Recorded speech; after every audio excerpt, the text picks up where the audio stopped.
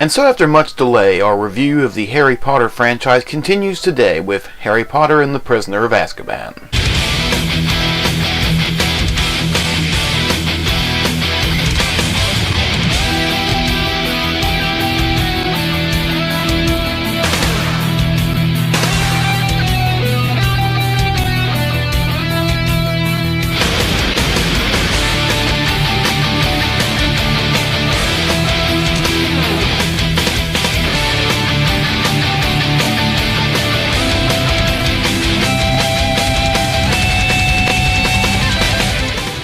Now let's get started with what the film gets correct. First off, much like in the rest of the series, all the characters, including the minor characters, are cast incredibly well.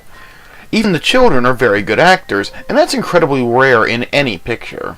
Secondly, we have to understand that this is one of the few times a time travel story has been told, and not only told well, but told in large part without any plot holes.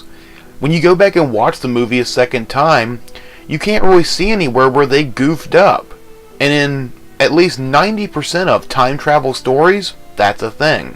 Finally, I like the change in tone this movie gives from the previous two.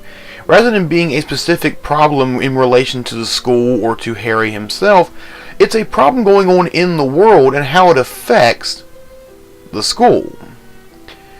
It shows that it's a wider world and gives a broader context to the events happening. It also allows them to expand more on the goings-on in all of the magical world as opposed to simply the Hogwarts school. We hadn't really seen that before in the previous two movies. Finally, I like the fact that it's bittersweet, really. None of the Harry Potter films technically have a happy ending, and this one is no exception. We do learn quite a bit about the characters, and a few things I'm not going to give away here, just in case you haven't seen it. But I will say I do like the fact that they kept that theme going, and even when things are good, nothing is perfect.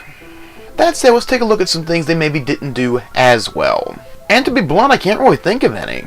Yeah, I'm kind of surprised by that myself, but honestly, the movie not only holds up really well, it actually holds up against the book, even though there are a few changes here and there.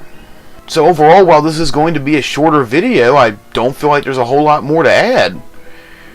Harry Potter and the Prisoner of Azkaban earns a 5 out of 5. If I can't find any complaints about it, it's got to get a perfect score. That said, as good as this movie is, the movies further on in the series actually do get better. And while I promised I would review these way back in November, we are going to get back to it now. Thank you very much for your patience, and I will see you next week.